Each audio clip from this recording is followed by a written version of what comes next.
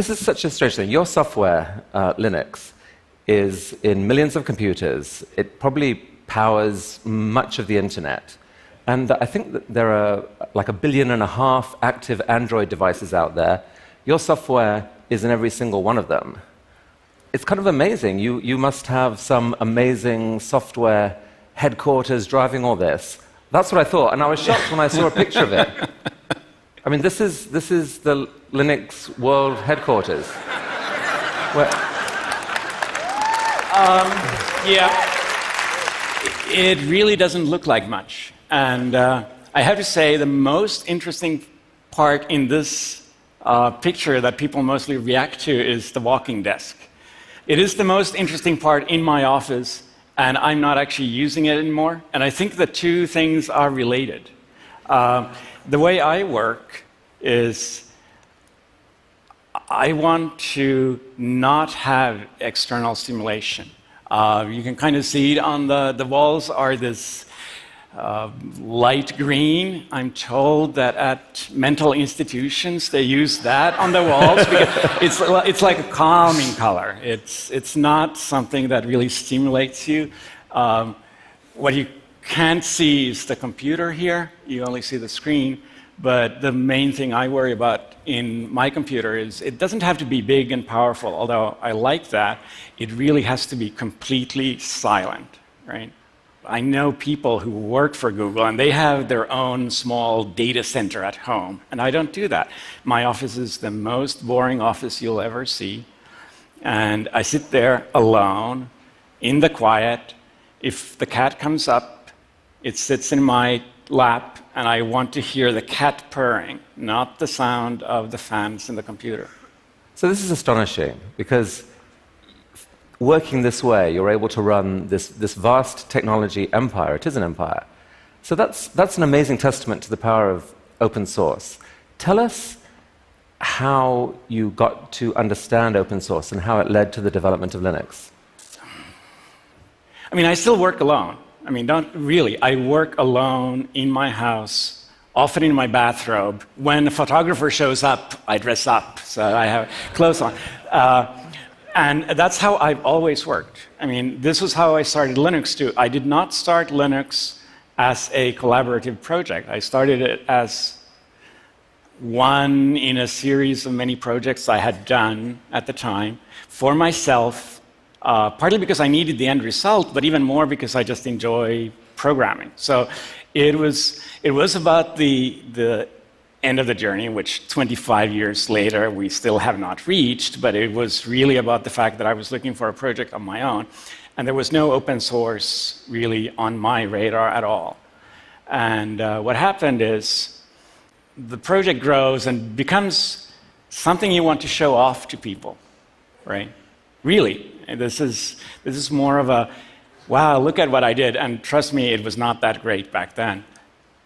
I made it publicly available, and it wasn't even open source at that point. At that point, it was source that was open, but there was no intention behind using the kind of open source methodology that we think of today to improve it. It was more like, look, I've been working on this for half a year. I'd love to have comments, right?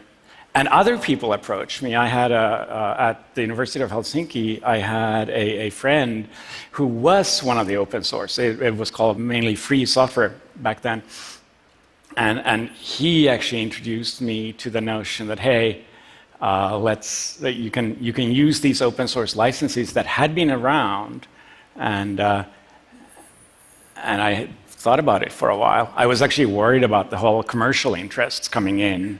I mean, that's one of the worries I think most people who start out have, is that they worry about somebody taking advantage of their work, right? And I decided, what the hell, right? Huh. And then at some point, someone contributed some code that you thought, wow, that really is interesting. I would not have thought of that. This could actually improve this. It didn't even start by people contributing code. It was more that people started contributing ideas. And just the fact that somebody else takes a look at your project, and I'm sure it's true of other things too, but it's definitely true in code, is that somebody else takes an interest in your code, looks at it enough to actually give you feedback and give you ideas, which that was a huge thing for me. I mean, so I was 21 at the time, so I was young, but I'd already programmed for half my life, basically. And every project before that had been completely personal, and it was a revelation when people just started commenting, started giving feedback on your code. And even before they started giving code back, that was, I think, one of the big moments where I said, I love other people. Right? Don't get me wrong, I'm actually not a people person, right? I am, right? I don't really love other people. But I love computers. I love interacting with other people on email because it kind of gives you that buffer. But I do love other people who comment and get involved in my project, and it made it so much more. And so was there a moment when you saw what was being built and it suddenly started taking off and you thought, wait a sec, there's actually could be something huge, not just a personal project that I'm getting nice feedback on, but a kind of an explosive development in the whole technology world? Not really. I mean, the big point for me really was not when it was becoming huge, it was when it was becoming little, right? The big point for me was not being alone and having 10, maybe 100 people being involved. That was a big point. Then everything else was very gradual. Going from 100 people to 1 million people is not a big deal. To me, well, I mean, maybe it is if you want to sell your result, it's a huge deal, don't get me wrong. But if you're interested in the technology and you're interested in the project, the big part was getting the community. Then the community grew gradually, and there's actually not a single point where I went like, wow, that just took off. Because it took a long time, relatively. So all the technologists I talked to really credit you with massively changing their work. And it's not just Linux, it's this thing called Git, which is this management system for software development. Tell us briefly about that and your role in that. So one of the issues we had, and this took a while to start to appear, is when you grow from having 10 people or 100 people working on a project to having 10,000 people, which, I mean, right now we're in the situation where just on the kernel we have 1,000 people involved in every single release, and that's every 2 months, roughly, 2 or 3 months. Some of those people don't do a lot, right? There's a lot of people who make small changes. But to maintain this, the scale changes how you have to maintain it. And we went through a lot of pain, and there are whole projects that do only source code maintenance. And CVS is the one that used to be the most commonly used, and I hated CVS with a passion and refused to touch it, and tried something else that was radical and interesting, and everybody else hated. And we were in this bad spot where we had thousands of people who wanted to participate, but in many ways I was the kind of break point where I could not scale to the point where I could work on it with thousands of people.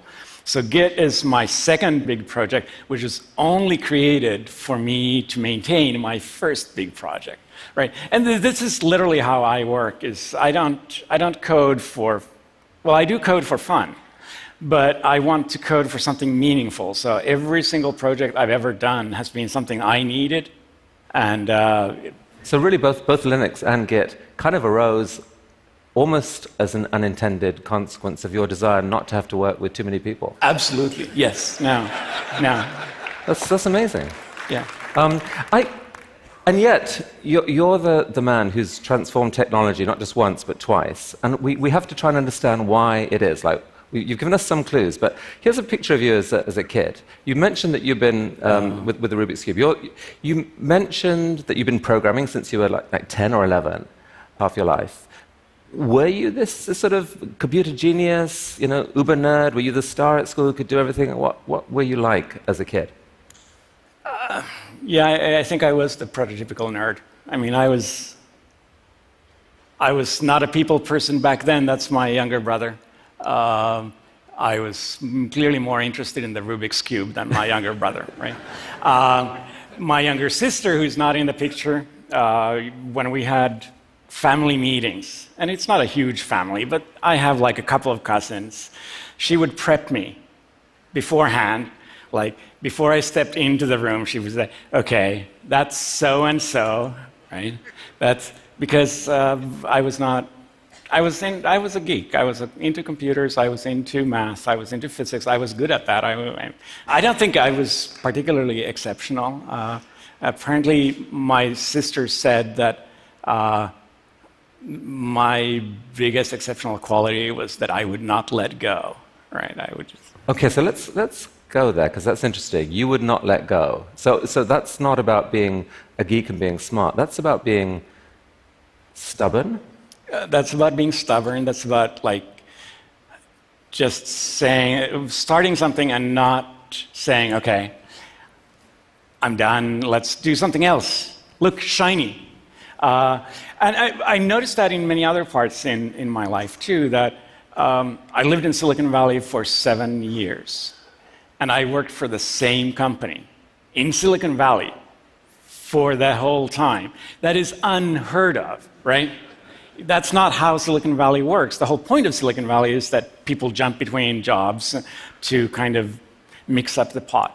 And it's not the kind of person I am. But during the actual development of Linux itself, that stubbornness sometimes brought you in conflict with other people. I mean, talk about that a bit. Was that essential to sort of maintain the quality of what was being built? How would you describe what happened? I don't know if it's essential. Going back to I'm not a people person. Sometimes I'm also, shall we say, myopic when it comes to other people's feelings. And that sometimes makes you say things that hurt other people. And I'm not proud of that, right? But at the same time, I get people who tell me that I should be nice. And then when I try to explain to them that maybe you're nice, maybe you should be more aggressive, they see that as me being not nice. And what I'm trying to say is we are different. I'm not a people person. It's not something I'm particularly proud of, but it's part of me. And one of the things I really like about open source is it really allows different people to work together. We don't have to like each other, and sometimes we really don't like each other, really. I mean, there are very, very heated arguments. But you can find things that you don't even agree to disagree. It's just that you're interested in really different things. And coming back to the point where I said earlier that I was afraid of commercial people taking advantage of your work, it turned out, and very quickly turned out, that those commercial people were lovely, lovely people, and they did all the things that I was not at all interested in doing, and they had completely different goals, and they used open source in ways that I just did not want to go, but because it was open source, they could do it. And it actually works really beautifully together. And I actually think it works the same way. You need to have the people, the communicators, the warm and friendly people who really want to hug you and get you into the community. But that's not everybody, and that's not me, right? I care about the technology. There are people who care about the UI. I can't do UI to save my life. I mean, if I was stranded on an island, and the only way to get off that island was to make a pretty UI, I'd die there, right? so there's different kinds of people, and Okay. I'm not making excuses. I'm trying to explain. Now, when we talked last week, though, you talked about some other trait that you had, which I found really interesting. Right. It's this idea called taste, and I've just got a couple of images here. Now, apparently, I think this is an example of not particularly good taste in code. And this one is better taste, which, as one can immediately see. What is the difference between these two? So this is how many here have coded, right? Oh my goodness! Okay. So I guarantee you, everybody who raised their hand, they have done what's called a singly linked list, and it's taught this. The first, not very good taste approach is basically how it's taught to be done when you start out coding. And you don't have to understand the code. The most interesting part to me is the last if statement. Because what happens in a singly linked list, this is trying to remove an existing entry from a list, and there's a difference between if it's the first entry or whether it's an entry in the middle. Because if it's the first entry, you have to change the pointer to the first entry.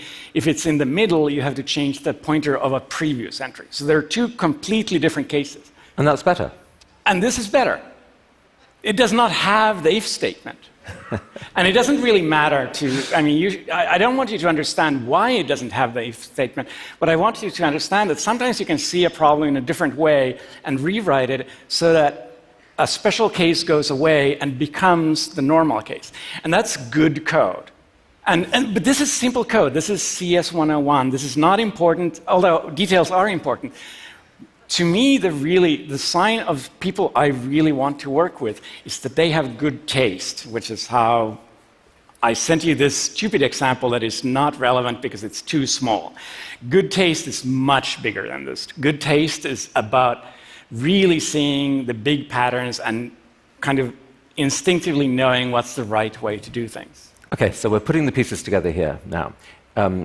You have taste in a way that's meaningful to software people.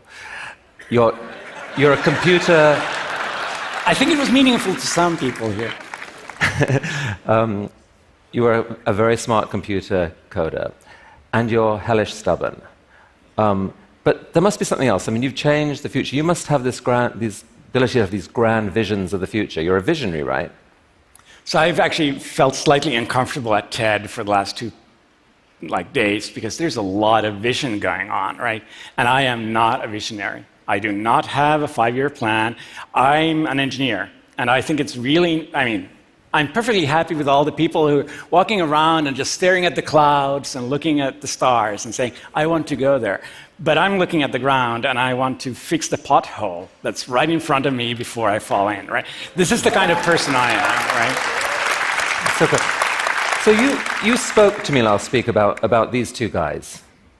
Who are they, and how do you relate to them? Well, so this is a kind of cliche in technology, the whole Tesla versus Edison, where Tesla is seen as the visionary scientist and crazy idea man, and people love Tesla. I mean, there are people who name their companies after him. The other person there is Edison, who is actually often vilified for being kind of pedestrian, and his most famous quote is, "Genius is 1% inspiration and 99% perspiration." And I'm in the Edison camp, even if people don't always like him, because if you actually compare the two, Tesla has kind of this mind grab these days, but who actually changed the world? Edison may not have been a nice person. He did a lot of things. He was maybe not so intellectual, not so visionary, but I think I'm more of an Edison than a Tesla. So our theme at TED this week is dreams, big, bold, audacious dreams. You're really the antidote to that. I'm trying to dial it down a bit, yes. It's good. We embrace you, we embrace you. Okay. Companies like Google and many others have made arguably billions of dollars out of your software. Does that piss you off? No. No, it doesn't piss me off for several reasons, and one of them is I'm doing fine, right? I'm really doing fine. But the other reason is, without doing the whole open source and really letting go thing, Linux would never have been what it is. And it's broad experiences. I don't really enjoy public talking, but at the same time, this is an experience, trust me, right? So there's a lot of things going on that makes me a very happy man and thinking I did the right choices. Is the open source idea, and this is, I think we'll end here, is the open source idea fully realized now in the world? Or is there more that it could go? Are there more things that it could do? So I'm of two minds there. I think one reason open source works so well in code is that at the end of the day, code tends to be somewhat black and white. There's often a fairly good way to decide this is done correctly and this is not done well, right? Code either works or it doesn't, which means that there's less room for arguments. And we have arguments despite this, right? In many other areas, I mean, people have talked about open politics and things like that, and it's really hard sometimes to say that, yes, you can apply the same principles in some other areas just because it's the black and white turns into not just gray, but different colors, right? So obviously open source in science is making a comeback. Science was there first, but then science ended up being pretty close with very expensive journals and some of that going on. And open source is making a comeback in science with things like ArchiveX and open journals. Wikipedia changed the world too, right? So there are other examples. I'm sure there are more to come, but I'm not saying. But you're not a visionary, and so it's not up to you to name them. No, it's up to you guys to make them, right? Exactly. Linus Torvalds, thank you for Linux.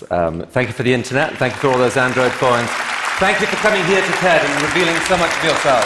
Thank you. That was really, really amazing.